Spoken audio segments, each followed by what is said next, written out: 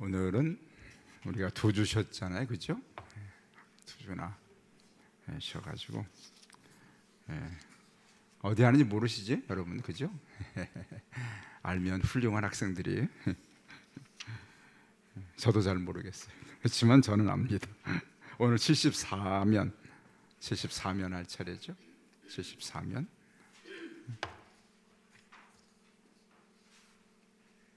제자들을 모으심.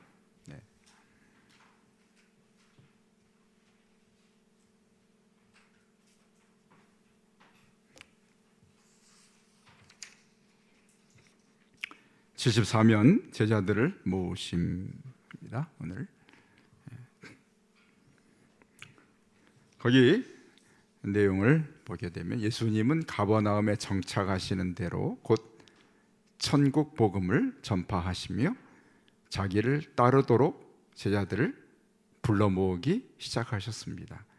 나를 따라오너라는 말은 제자로 부르시는 의미를 담고 있었습니다.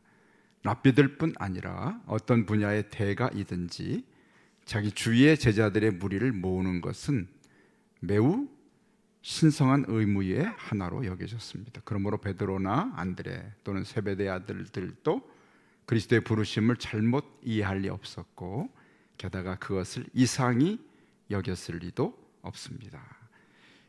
그들이 예수님과 친밀한 교제를 나누는 관계에 이르기까지는 점진적인 과정이 있었습니다. 그 과정을 세 단계로 구분해 볼 수 있습니다. 먼저 제자들은 단지 예수님이 그리스도이신 것을 믿고 절기나 행사 때 동행한 정도였습니다.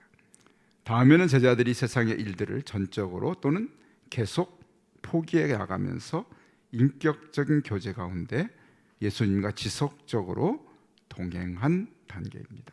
끝으로 그리스도를 따른 많은 사람들 가운데서 12 제자들을 특별히 택하셔서 사도로서의 큰 일을 감당할 수 있도록 제자도의 최고 단계에 이르기까지 훈련하신 것을 볼 수 있습니다. 아멘. 자, 여기까지입니다. 자, 몇 명의 어부들을 부르신 예수님. 자, 이 사람들이 그리스도를 따르게 된 동기가 뭘까요? 본문을 읽어야 될 것 같아요. 자, 오늘 마태복음 4장 18절 펴볼까요? 마태복음 4장 18절. 마태복음 4장 18절.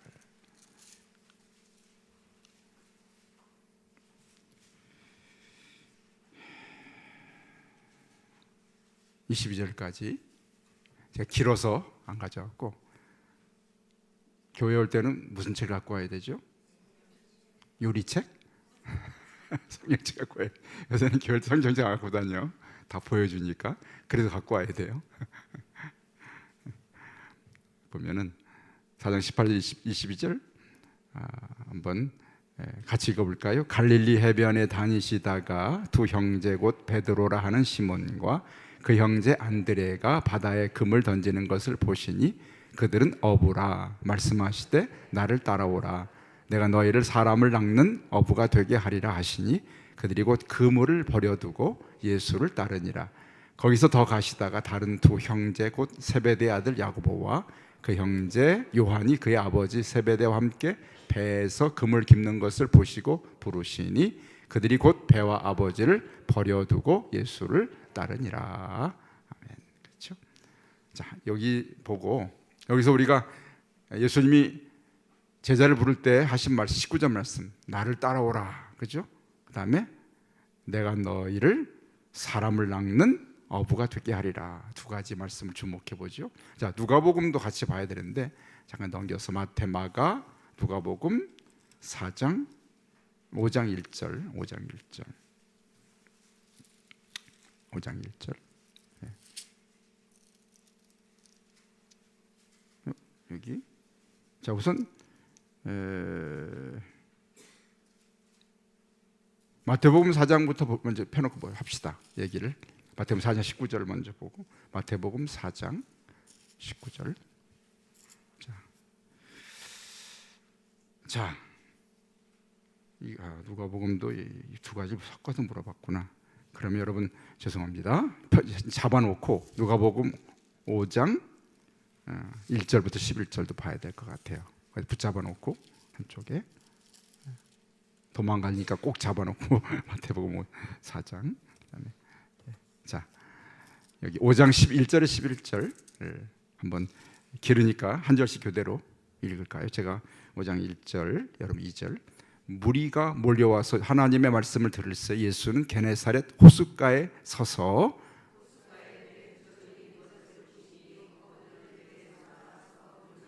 예수께서 한 배에 오르시니 그 배는 시몬의 배라 육지에 조금 떼기를 청하시고 앉아서 배에서 무리를 가르치시더니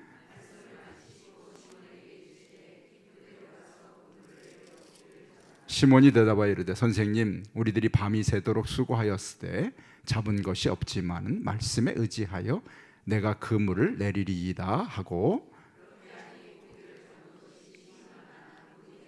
이에 다른 배에 있는 동무들에게 손짓하여 와서 도와달라 하니 그들이 와서 두 배의 채움에 잠기게 되었더라.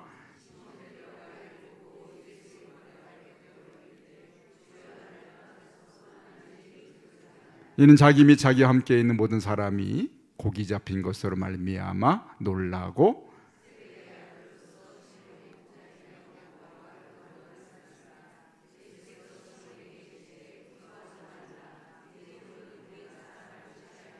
다 같이 그들이 배들을 육지에 대고 모든 것을 버려두고 예수를 따르니라. 자, 마태오나 누가가 서로 같은 사건을 좀 다른 관점에서 기록했어요.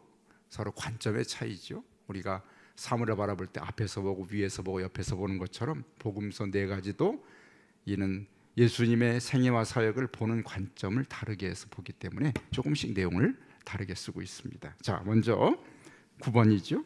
이 사람들이 이 그리스도를 따르게 된 동기는 무엇일까요? 여기 5장 3절 먼저 보면 누가복음 5장 3절에 보게 되면 예수께서 한 배에 오르시니 그 배는 시몬의 배라 육지에서 조금 떼기를 청하시고 앉아서 배에서 무리를 가르치셨다. 많은 사람이 몰려왔는데 예수님 그들을 효과적으로 가르치시기 위해서 호숫가에 있는 시몬의 배에 타셔서 조금 배가 물로 들어가서 그 해안가에 있는 그러한 무리들을 예수님이 가르치셨습니다. 자, 그리스도를 따르게 된 동기 제자들이 어떻게 했을까? 첫째로 왜 따랐을까요? 첫째로는 예수님이 무리를 가르치실 때 여기 베드로나 요한이나 야고보나 안드레가 예수님의 가르침을 들었을까요? 안 들었을까요? 들었겠죠. 말씀을 듣고 예수님의 가르침을 들었죠. 첫째로 그렇죠? 3절에 6절 보면은 왜 두 번째 따른 이유는 무엇입니까? 자기들의 밤이 맞도록 고기를 잡지 못했는데 예수님 말씀이 깊은 데로 가서 그물을 내려 고기를 잡으라 그 말씀에 순종해서 말씀에 의지하여 5절 끝에 보니까 말씀에 의지하여 내가 그물을 내렸더니 그렇게 하니 고기를 잡은 것이 심이 많아 그물이 찢어지는지라. 예수님 말씀을 들었더니 자신들의 했던 일과는 전혀 다른 결과를 얻게 됩니다. 그래서 이들이 예수님을 따르게 된 두 가지 동기는 예수님의 가르침을 듣고 두 번째로는 뭘까요? 예수님 말씀을 따라서 했더니 전혀 다른 자신들의 삶과 전혀 다른 결과를 얻고 나서 이분이 바로 내가 따를 만한 그리스도이신 것을 그들은 깨닫게 되었습니다. 그렇죠? 자, 10번 마태복음 4장 19절 이제 앞으로 갑니다. 마태복음 4장 19절 아까 잡아놓은 곳으로 가서 19절에 가서 예수님이 도전으로 주신 다음 억구의 함축된 의미는 무엇일까? 여기 세 가지 말씀 나를 따라오너라 그랬죠. 나를 따라오너라. 예수님이 따라오라 그랬어요. 자, 여기 따라온다는 의미는 뭘까 하면 예수님이 그냥 단순히 인간적으로 그들을 따라오라 하신 말씀은 아니었어요. 예수님께서 하나님의 아들로서의 권세를 가지고 나를 따라오라 하는 아주 강권하는 명령의 의미가 담긴 그런 말씀이죠. 나를 따라오너라. 따라온다는 말은 단지 육체적으로 따르는 것이 아니라 그분의 삶과 함께 동행하면서 자신이 처한 현재의 삶, 그런 자신의 삶의 모든 것을 버려두고, 그렇죠? 누가복음 뒤에 보니까 배들을 버려두고 따랐다고 그랬잖아요, 그렇죠? 자신의 삶의 방법, 목적, 관심을 모두 버리고 오직 예수 그리스도만을 향하여서 삶의 방향을 바꾸는 것을 나를 따라오너라 하시는 말씀에 담겨 있는, 예수님을 삶의 주인으로 모시는 그러한 의미가 여기 나를 따라오너라 하신 말씀에 담겨 있는 의미죠. 그렇죠? 내가 너희로 사람을 낚는 어부가 되게 하리라. 그렇죠? 부르시는 목적과 사명을 말씀하는데 너희로 사람을 낚는 어부가 되겠다. 사망의 그늘에 빠져 있는 사람을 성령과 복음으로, 성령과 복음이라는 그물을 가지고 생명으로 인도하는 것이 사람을 낚는 어부라고 그렇게 표현했습니다. 사람을 낚는 어부. 지금까지는 고기를 낚는 그물을 가지고 고기를 낚았지만 이제는 어떻게 해요? 사람을 낚는 어떤 그물로? 복음의 그늘로, 성령의 그물로 사람을 낚는 어부가 되게 하리라. 여러분, 여기 중요한 말씀이 하나 있어요. 옆에 조그만 75면에 조그만 글자로 써 있죠. 마태복음 4장 19절과 요한복음 15장 5절에 예수님 말씀을 비교해 보십시오. 자, 비교해 보는데 제가 어떤 목사예요? 친절한 목사예요. 가져왔어요? 안 가져왔을까요? 성경 구절을요? 가져왔습니다. 제가. 그래서 어제 4장 19절을 읽고 그다음에 요한복음을 읽겠습니다. 먼저 읽을까요? 말씀하시되 나를 따라오라. 내가 너희를 사람 낚는 어부가 되게 하리라 하시니. 자, 두 번째 요한복음 15장을 읽겠습니다. 나는 포도나무여 너희는 가지라. 그가 내 안에 내가 그 안에 거하면 사람이 열매를 많이 맺나니 나를 떠나서는 너희가 아무것도 할 수 없음이라. 자, 예수님이 나를 따라오라는 말씀 속에는 요한복음 15장 5절과 중요한 연관이 있는 말씀입니다. 나를 따르라는 얘기는 단순히 주님을 좇는 것이 아니라 예수님을 따르지 않고는 우리가 아무런 열매를 맺을 수 없다는 것입니다. 나를 떠나서는 너희가 아무것도 할 수 없음이라. 아멘. 중요한 말씀입니다. 우리는 예수님을 떠나서는 스스로 아무것도 열매를 맺을 수가 없습니다.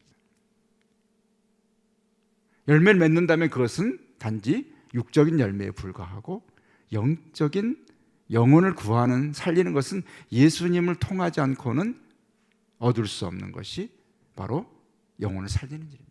나를 떠나 사람을 낚는 것은 예수님 통하지 않고는 안 되는 것이죠. 그래서 그것이 예수님이 말씀 보여주세요. 그대로 포도나무와 가지의 비유를 통해서, 제가 늘 말씀드리잖아요. 성경에 우리가 알아야 할 두 가지 중요한 비유가 있는, 첫째로는 씨 뿌리는 자의 비유와 천국 비유죠. 두 번째로는 포도나무와 가지의 비유. 이거 중요한 두 가지 비유의 기둥이에요. 두 기둥. 이것이 갖고 있는 의미가 너무나 중요하기 때문에, 그래서 우리의 그리스도인의 삶은 뭐예요? 예수님은 포도나무고 나는 가지라. 가지가 떨어져서 혼자 아무리 뭘 발버둥치고 몸부림쳐도 어떻게 해요? 아무 열매를 못 맺습니다. 그런데 그 가지가 못난 가지라도 나무에 붙어 있으면 생명을 얻게 됩니다. 그것이 가지와 포도나무의 비유예요. 그러니까 예수님이 나를 따라오너라, 이 말씀은 나를 통해서만이 너희가 일할 수 있고 나를 통해서만이 열매를 맺을 수 있다는 중요한 말씀입니다. 나를 따라오너라, 그 말씀 담겨있는 의미가 바로 예수님께 붙어있는 예수님과 함께 제자들이 예수님과 함께 거하는 동안 예수님은 제자들에게 보혜사가 되셨어요. 곁에서 돌봐주시는 분. 그분이 있으면 모든 것이 오케이. 근데 그분이 떠나시면서 누구를 보냈죠? 성령님을 보냈으면서 예수님이 뭐라? 다른 보혜사를 내가 너희에게 보낸다. 내가 예수님에 붙어 있는 것, 지금 성령님과 우리가 연합되어 있는 것이 우리가 중요한 신앙의 핵심적인 가르침. 나 혼자 하면 안 돼. 예수 그리스도에 붙어 있는데 지금은 성령님께서 나에게 그리스도와 하나됨을 이루게 해주십니다. 그것이 바로 예수님을 따르는 제자들이 반드시 기억해야 될, 아니 기억이 아니라 삶 속에서 그것을 날마다 경험해야 될 중요한 건 나를 따라 예수님을 따르는 것, 그것이 바로 예수님과 하나 되는 것이죠. 요한복음 15장은 예수님과 우리 사이에 연합을 의미합니다. 연합, 하나됨. 과연 나는 예수님의 나무에 붙어있는 가지인가 떨어져 버리운 가지인가를 살펴보는 것입니다. 제일 중요한 일, 제자의 가장 중요한 것은 예수님과 내가 붙어있는 것, 연결되어 있는 것, 그것이 제자의 가장 큰 능력이에요. 내가 예수님과 떨어져서 가지가 혼자 아무리 잘나고 유능해도 그것은 예수님과 떨어진 가지는 아무런 의미가 없다는 것이죠. 네, 중요한 의미. 그래서 오늘 여기 마태복음 부르신 나를 따라오너라 하신 말씀과 요한복음 15장 포도나무와 가지 비유가 연관이 있다는 것을 우리가 기억해야 할 것입니다. 나의 삶, 내가 제자의 삶을 사는 것은 내가 지금 뭘 행하고 안 하고의 문제가 아니라 과연 예수님과 내가 얼마나 연합되어 있는가를 살펴봐야 됩니다. 예수님에게 붙어 있는지 아닌지. 여러분, 가지가 나무에 붙었을 때 어떻게 했죠? 가지가 보내주는 양분을 공급받고 보내주는 물을 공급받고 모든 것을 다 나무로부터 가지가 공급받다잖아요, 그렇죠? 그러니까 내 삶에 예수님으로부터 공급받는 삶을 사는 것이 진정한 제자의 삶의 모습입니다. 이거를 잃어버리면, 이걸 떠나면 아무리 공부를 내 제자 공부를 하고 제자 훈련을 받고 소용이 없어요. 그래서 그걸 의미하는 것입니다. 내가 그리스도께 모든 걸 그분께 뿌리를 두고 그분으로부터 공급받는 삶을 살 때 진정한 제자가 되는 비밀입니다. 그렇죠? 나는 그리스도께 정말 붙어있는, 접붙어있는 연합된 자인가를 항상 생각하는 거예요. 제가 말씀드렸죠. 사순절, 초대교회 성도들은 사순절이 뭘 한다고 그랬죠? 사순절 동안에 부활절 전에 고난주간을 40일 동안 뭐래? 내가 그리스도와 연합된 삶을 살았는지 안 했는지를 돌아보는 시간을 갖는 게 제일 중요한 초대교회 성도들의 관심이에요. 그리스도께 붙어있는 자인가 아닌가, 제일 중요한 일. 제자의 가장 중요한 건 뭐라고 그래요? 그리스도께 연합된 자인가, 그분을 따르고 있는지 보는 거죠. 자, 세리 누가복음 5장 27절 32절. 이번엔 제가 조금 친절하게 본문을 가져왔습니다. 그래서 여러분 한번 같이 볼까요? 한번 읽어볼까요? 누가복음 5장 27, 32 읽습니다. 그 후에 예수께서 나아가사 레이라 하는 세리가 세간에 앉아 있는 것을 보시고 나를 따르라 하시니 그가 모든 것을 버리고 일어나 따르니라. 레위가 예수를 위하여 자기 집에서 큰 잔치를 하니 세리와 다른 사람이 많이 함께 앉아 있는지라. 바리새인들과 그들의 서기관들이 그 제자들을 비방하여 이르되 너희가 어찌하여 세리와 죄인과 함께 먹고 마시느냐. 예수께서 대답하여 이르시되 건강한 자에게는 의사가 쓸데없고 병든 자에게라야 쓸데있나니 내가 의인을 부르러 온 것이 아니요 죄인을 불러 회개시키러 왔노라. 아멘. 자, 교재를 읽어보면요, 죄인들에 대한 예수님의 태도가 전통적인 유대인들과 어느 정도로 달랐는지를 이해하려면 당시 랍비의 가르침들을 살펴보아야 합니다. 그들은 죄를 속죄하기 위해서는 반드시 어떤 값을 치러야지 대가 없이 무조건적으로 죄를 용서받는다는 것은 있을 수 없다고 생각했습니다. 죄인이 대가를 치러 용서받는다는 거죠. 그러나 예수 그리스도는 모든 죄인들을 그들의 과거가 어떠했든지 상관없이 환영하며 은혜의 잔치에 초청하셨습니다. 이거 제자와 예수님과 바리새인들의 차이점이었어요. 자, 세리들은 왜 대부분의 유대인들에게 멸시를 받았나요? 잘 알고 있죠. 가버나움은 상당히 갈릴리 지역에서 큰 도시였어요. 거기에 세관이 있었습니다. 로마 군대가 주둔하기도 했고요. 갈릴리는 바로 가버나움에 바로 세관이 있었고 그곳에 교통의 요지였고 그래서 군사적 경제적으로 중요한 곳이 가버나움이었어요. 예수님이 이 가버나움에 또 활동하신 이유는 거기에 이렇게 4명의 제자와 거기에 세리, 마태, 레위가 있는 그러한 도시였기 때문에 거기서 많이 활동을 하시게 됐습니다.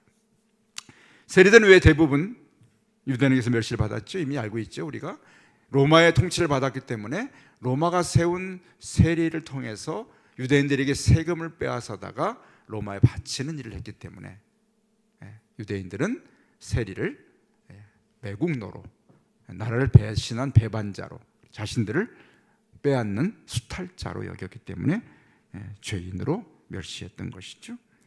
자, 12번, 예수님 마태에게 보여주신 태도로부터 우리는 예수님에 관하여 무엇을 배울 수 있습니까? 앞에서 이미 말했지만 예수님은 모든 사람을 어떻게 해요? 모든 사람을 용서, 은혜의 자리에 초청하시는 예수님의 모습을 보게 됩니다. 우선 넘어가고요. 여기서 다음 병고침과 가르침에 대해서 봅니다.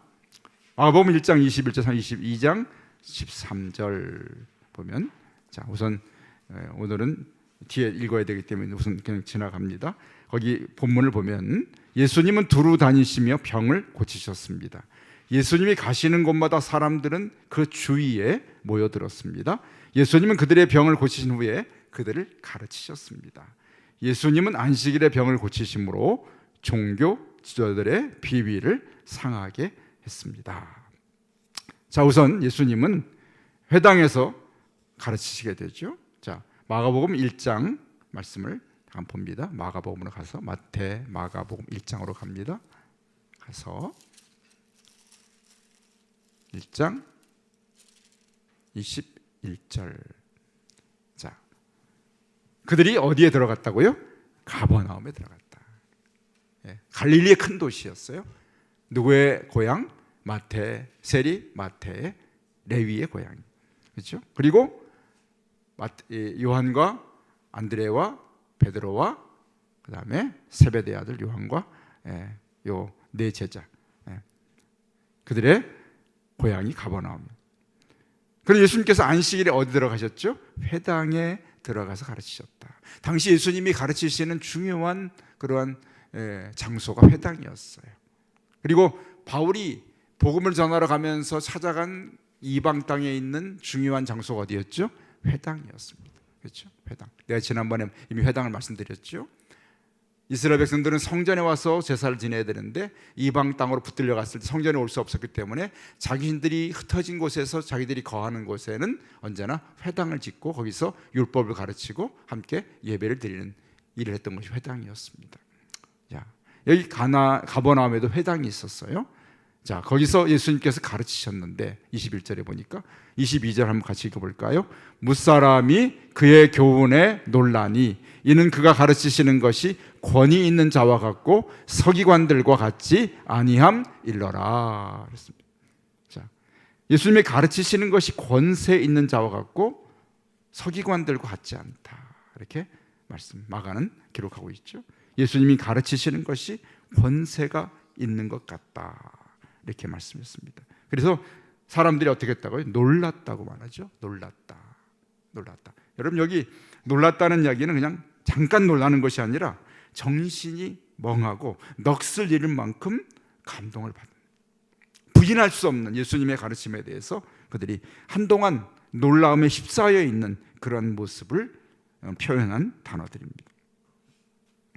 예수님이 가르치시는 방법이나 그 내용이 자신들과는 전혀 다른 가르침을 가르쳤기 때문에 그들이 놀라게 된 것이죠. 예수님은 그 교훈을, 여기 보니까 자 22절에 무사람이 그의 교훈에 놀랐다. 본문 보여주세요. 22절, 무사람이 그의 교훈에 놀랐다. 그분이 예수님이 가르치시는 말씀을 놓고 가르쳐주신 해석에 대해서 얘기합니다. 예수님이 가르치는 방법이나 내용에 대해서 놀랐고요. 그들은 예수님을 목수의 아들로 여겼지만 그가 가르치신 말씀의 권세가 전혀 다른 내용이었기 때문에 그들은 놀라게 되죠.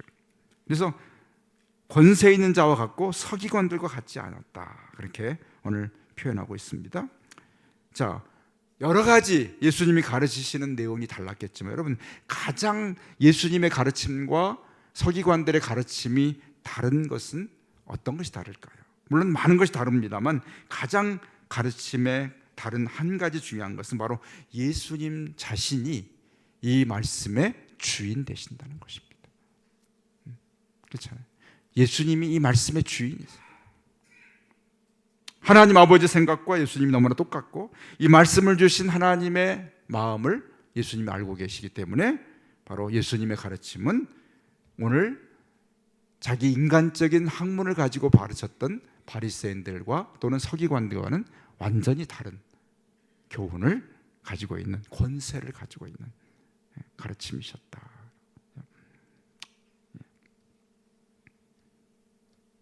그런 의미로 예수님의 가르침은 차별이 되어 있는 것이죠. 자, 그리고 예수님은 사람들이 모였을 때 가르치시고 또 하나 그들의 병을 고쳐주셨습니다. 그렇죠? 병을 고치시는 중요한 교훈을 우리가 네 가지 본문을 보면서 14번 예수님은 가신 거의 모든 곳에서 사람들의 병을 고쳐주셨습니다. 다음 표를 가지고 한번 우리가 누가복음을 중심으로 이 사건을 한번 살펴보려 합니다. 여러분 누가복음 네 본문을 찾아봅니다. 4장부터 누가복음 4장. 자, 가장 먼저 31절에 더러운 귀신 들린 사람을 고쳐주십니다. 자, 4장 31절. 그렇죠? 4장 31절. 자, 1절부터 37절 같이 한번 읽어볼까요? 누가복음 4장 37절 같이 읽습니다. 갈릴리의 가버나움 동네에 내려오사 안식일에 가르치심에 그들이 그 가르치심에 놀라니 이는 그 말씀이 권위가 있음이로라. 회당에 더러운 귀신 들린 사람이 있어 크게 소리질러 이르되 이 나사렛 예수여 우리가 당신과 무슨 상관이 있나이까? 우리를 멸하려 왔나이까? 나는 당신이 누구인 줄 아노니 하나님의 거룩한 자니이다. 예수께서 꾸짖어 이르시되 잠잠하고 그 사람에게서 나오라 하시니 귀신이 그 사람을 무리 중에 넘어뜨리고 나오되 그 사람은 상하지 아니한지라. 다 놀라 서로 말하되 이르되 이 어떠한 말씀인고 권위와 능력으로 더러운 귀신을 명함에 나가는도다 하더라. 이에 예수의 소문이 그 근처 사방에 퍼지니라. 아멘. 자, 어떻게 고침을 받았나요? 이 사람이 더러운 귀신 들린 사람이 어떻게 고칩니까? 이 사람이 예수님께서 그를 만나셨는데 어떻게 해요? 그 사람, 이 귀신 들린 사람이 그 안에 있는 귀신이 예수님을 알아보지 않습니까? 아, 나사렛 예수여, 당신과 우리가 무슨 상관이 있냐? 우리를 멸하러 왔습니까? 나는 당신이 누구인 줄 압니다. 하나님의 거룩한 자이니이다. 한 사람이 귀신으로 붙들려 살았을 때 그 속에 예수님이, 그 사람이 예수님을 만났을 때 귀신이 두려워 떨며 예수님을 알게 되고 그리고 예수님에 대해서 오늘 두려워하는 귀신의 모습을 보게 됩니다. 그래서 예수님께서 꾸짖어 이르시되 잠잠하고 그 사람에게서 나오라 하시니 귀신이 그 사람을 무리 중에 넘어뜨리고 나오는, 그러나 그 사람은 상하지 아니했다라고 한 사람의 치유에 대해서 말씀합니다. 이 고침의 시작은 귀신이 소리 지름으로, 귀신의 두려움으로 인하여서 시작된 고침이었죠. 자, 이 고침의 결과는, 이 고침, 귀신 들린 자의 고친 결과는 무엇입니까? 여기 36절 다 놀라 서로 말하되 이르되 이 어떠한 말씀인고. 예수님의 말씀이, 잠잠하고 그 사람에게 나오라는 예수님의 말씀에 대해서 그들은 놀라게 됩니다. 권위와 능력이 있는 것을 깨달아. 말씀의 권위와 능력을, 예수님의 하나님의 아들을, 구원자 그리스도의 말씀과 권위가, 말씀이 권위와 능력이 있는 말씀인 것을 나타내고 있죠.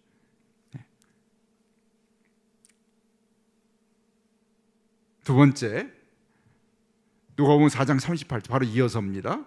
이번에는 시몬의 장모, 베드로의 장모가 열병을 앓았을 때 고쳐주시는 거죠. 자, 여기 4장 38절에서 41절까지 같이 한번 읽어볼까요? 예수께서 일어나 회당에서 나가사 시몬의 집에 들어가시니 시몬의 장모가 중한 열병을 앓고 있는지라 사람들이 그를 위하여 예수께 구하니 예수께서 가까이 서서 열병을 꾸짖으신데 병이 떠나고 여자가 곧 일어나 그들에게 수종드니라. 여기까지만 보죠. 일단요.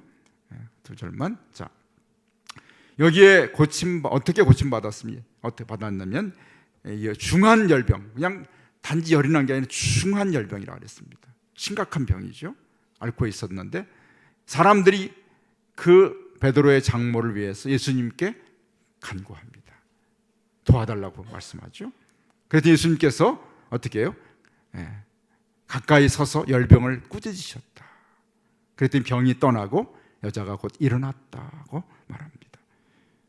예수님께서 사람들이 예수님께 구함으로 일이 시작됐죠. 앞에 사건은 귀신이 예수님을 알아보고 두려워하는 일로 시작됐고, 오늘 베드로 장모의 그런 치유는 어떻게 해요? 사람들이 예수님에게 도움을 구합니다.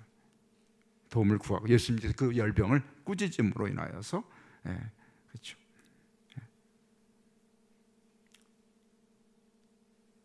베드로의 장모가 치유되게 되죠. 이로 인한 결과는 무엇입니까? 병이 떠나가고 그 여인이 일어나서 예수님과 함께 온 제자들을 수종드는 그러한 결과로 이어지게 되죠. 헌신하게 되는 결과.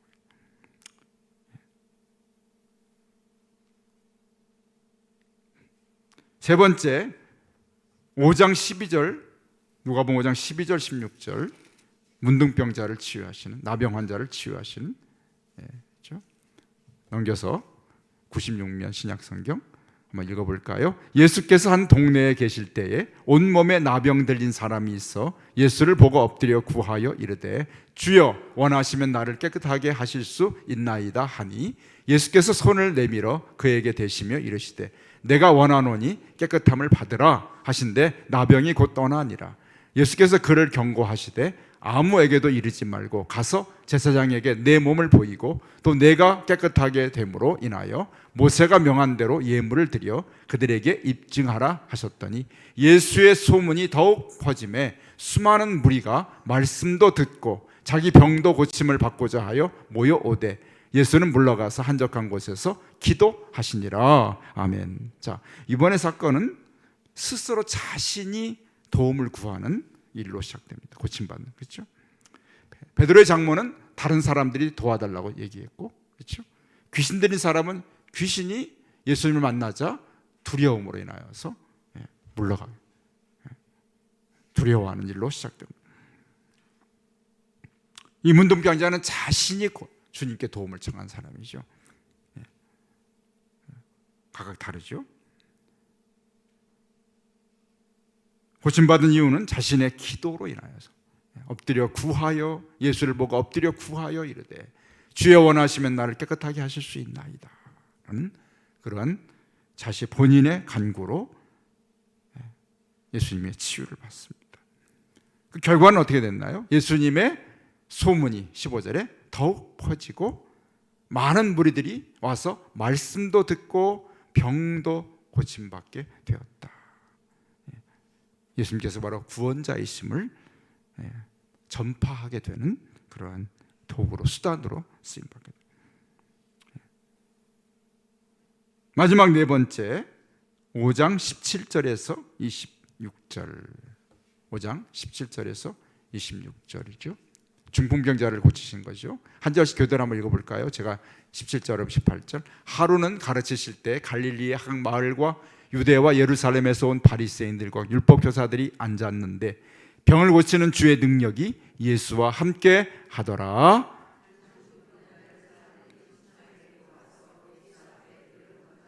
무리 때문에 메고 들어갈 길을 얻지 못한지라 지붕에 올라가 기와를 벗기고 병자를 침상째 무리 가운데로 예수 앞에 달아내리니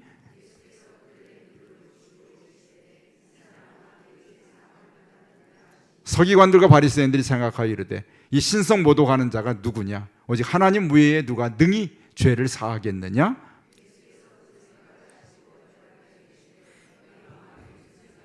내 죄 사함을 받았느니라 하는 말과 일어나 걸어가라 하는 말이 어느 것이 쉽겠느냐?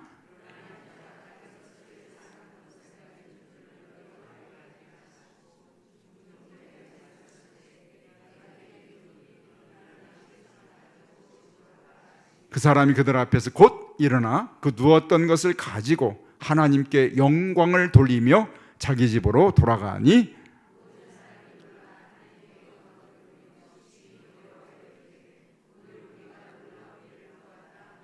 아멘. 자, 어떻게 고침받았지요? 한 중풍병자, 자기가 누워있는, 자기 몸으로 스스로 자기 힘으로 올 수 없는 사람이었는데 친구들이 그를 메어서, 사람들이 많아서 들어갈 수 없었지만 지붕을 뜯고 올라가서 병자를 그 침상째 예수님 앞에 달아내린 사건입니다. 이것은 바로 어떻게 고침받았습니까? 바로 친구들의 믿음을 통해서 고침받았습니다. 직전에 문둥병자는 자기의 믿음을 가지고 구했고, 이 뭡니까? 중풍병자는 스스로의 힘으로 주 앞에 올 수 없었던 자였기 때문에 친구들의 도움으로, 친구들의 믿음을 통해서 예수님 앞에 옴으로 인하여 그가 고침받게 되는 그런 사건이죠. 각각 여러분 네 가지 사건이 다 특색을 가지고 있습니다. 다 다르죠. 그리고 그 결과조차도 다른데, 오늘 이 중풍병자를 고치신 예수님의 치유의 결과는 무엇이었습니까? 여러분 25절 26절에 보면 그 사람이 그들 앞에서 곧 일어나 누웠던 것을 가지고 하나님께 영광을 돌리며 자기 집으로 돌아갔다. 하나님 영광을 받으셨죠. 26절에 모든 사람이 놀라 누구에게? 하나님께 영광을 돌리며 심히 두려워하여 이르되 오늘 우리가 놀라운 일을 보았다. 이 사건은 그 결과가 어떻게 됐죠? 하나님께 영광을 돌리는 결과를 얻게 됩니다. 자, 네 가지 오늘 여기 치유의 사건을 오늘 비유하고 있습니다. 계속 4장부터 5장까지 누가는, 마태도 물론 기록했고 마가도 기록했습니다만 같은 사건에 조금씩 다른 그러한 특징들을 오늘 우리가 확인해 보게 됩니다. 그래서 본인이 간구함으로 또는 다른 사람의 간구로 또는 친구들의 믿음을 통해서 이렇게 치유받게 되는 그러한 치유의 기적들을 우리가 보게 되고, 그 결과도 예수 그리스도의 말씀의 권위와 능력을 인정받게 돼, 사람들이 인정하게 되고, 그리고 그 결과와 치유받은 사람의 섬김, 그렇죠? 예수님에 대한 그런 말씀과 치유에 대한 소문이 퍼지기도 하고, 그리고 하나님께 영광을 돌리게 되는, 이것이 바로 치유의 그런 네 가지 오늘 사건에 비교되는 그러한 이야기들인 것을 보게 됩니다. 그렇죠? 여기서 우리가 주님께서 행하신 병고침의 교훈들을 이 네 가지 사건을 통해서 우리 비교해 보면서 우리가 중요한 교훈들을 배우게 되는 것이죠. 자, 77면입니다. 병고치신 일 가운데 처음 세 번은 아직 가버나움에 계실 때 이루어졌습니다. 예수님은 갈릴리 여러 마을과 성을 다니시며 문둥병자와 중풍병자들을 고치셨습니다. 마가복음 1장 39장 읽어볼까요? 이에 온 갈릴리에 다니시며 그들의 여러 회당에서 전도하시고 또 귀신들을 내쫓으시더라. 이렇게 온 갈릴리를 다니시면서 주님은 사역을 하셨죠. 그리고 중요한 거 마지막 16번, 바쁜 활동 가운데서도 두드러진 예수님의 사역의 또 하나의 특징이 있는데 그것은 무엇일까요? 여러분 마가복음 1장 35절, 누가복음 5장 16절을 보게 됩니다. 먼저 마가복음 먼저 볼까요? 읽습니다. 새벽 아직도 밝기 전에 예수께서 일어나 나가 한적한 곳으로 가사 거기서 뭐 하시고 기도하시더니 시몬과 및 그와 함께인 자들이 예수의 뒤를 따라가 만나서 이르되 모든 사람이 주를 찾나이다. 이르시되 우리가 다른 가까운 마을들로 가자. 거기서도 전도하리니 내가 이를 위하여 왔노라. 예수님은 치료하시고 전도하시기 전에 반드시 한 가지 하신 일이 있는데 뭐죠? 예수께서 일어나 새벽 미명 밝기도 전에 한적한 곳에 가셔서 거기서 기도하셨다. 기도하신 주님의 모습을, 예수님께서 그냥 사역을 단지 당신이 어떤 능력만을 나타내시고 자신의 능력을 드러내고 사람들에게 마술처럼 사람들을 고치시는 분이 아니라 반드시 예수님의 사역은 기도에서 출발하신. 또 한 군데 여러분, 누가복음 5장 16절, 누가복음 5장 16절 읽어볼까요? 예수는 물러가사 한적한 곳에서 기도하시니라. 아멘. 문둥병자를 고치고 나서 소문이 나고 말씀이 막 사람들의 예수님에 대한 소문이 났지만 예수님은 어디로요? 한적한 곳으로, 사람이 없는 곳에 가서 기도하신 예수님 모습 보게 됩니다. 자, 왜 예수님은, 퀴즈, 왜 예수님은 이렇게 기도하셨을까? 기도에 집착하셨을까? 왜요? 이것은 바로 이것이 자신의 힘으로 하는 것이 아니고 하나님 아버지를 의지하는 예수님의 모습을 보여주는 겁니다. 누구의 기도하셨을까? 예수님께서 누구한테? 하나님 아버지께 기도해요. 하나님 아버지, 하나님의 아들이셨지만 예수님은 언제나 아버지와 나는 하나입니다. 아버지의 보여주신 것을 나는 행합니다. 아버지를 떠나서는 나는 아무것도 할 수 없습니다. 예수님의 사역은 언제나 하나님과 연결된 사역이었어요. 그리고 하나님 아버지를 드러내기 위한 사역이었어요. 정말 중요한 얘기죠.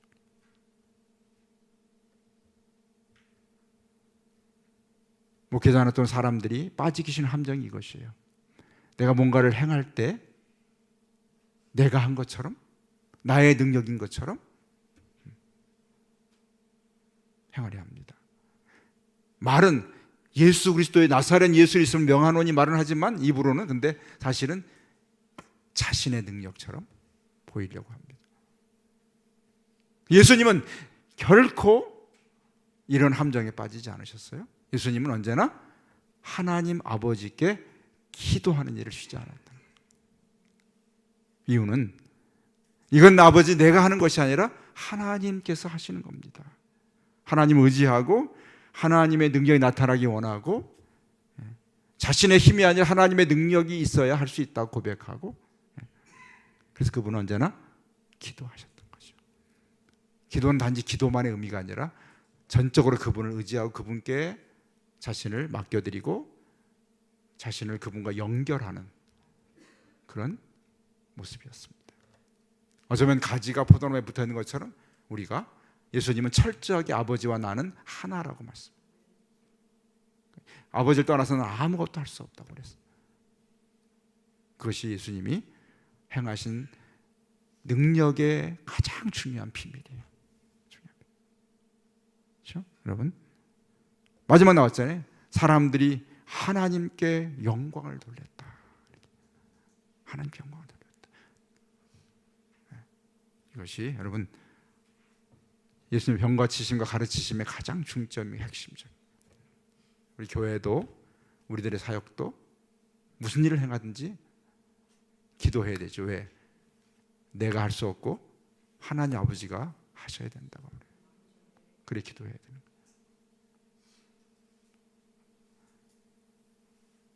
그렇게 하지 않은 사람은 뭔가를 했을 때 교만하게 되고 나를 자랑하고 내가 한 것처럼 해서 결국 그 사람이 망하게 되는 거예요. 기도할 때 하나님 아버지께서 하신 것을 인정해드리고 하나님 아버지께서 영광을 받으시는 거죠. 이것이 교회입니다. 우리가 정말 중요한 교훈을 주님께서 몸소 보여주셨어요. 아니, 메시아 구원자 그리스도 하나님의 아들 하나님이신 분이 뭐 기도할 필요 뭐 있습니까? 그냥 하시면 되지. 아니요. 예수님이 이렇게 새벽 시간이 없기 때문에 사람들이 찾아오니까 시간이 없기 때문에 새벽에 기도하신 거예요. 사람들이 이것 때문에 예수님 새벽 기도 만들었다는데, 새벽 기도 누가 만들면 힘들어 죽겠어. 지난주에 내가 실수해서 못 나오는데 오늘은 우리 조준영 전선이 못 나왔어. 깜짝 놀라, 전화 안 받아서 깜짝 놀랐어. 내가 무슨 사건 난 줄 알고 강도가 들었나 하더니 문을 막 두들겼더니 한참 있다 소리가 나서 다행이다. 힘든 거죠. 새벽 기도 하는 거죠. 힘든 일인데 예수님은 일부러 그 시간에 하신 것이 아니라 어떻게 사람들을 피하여 일하기 전에 기도하신 거죠. 그 시간에 하신 거죠. 새벽에 필요해서가 아니라 사람들이 찾아오니까 그 전에 기도하고 일하러 가신 거죠. 그래서 새벽에 하신 거죠.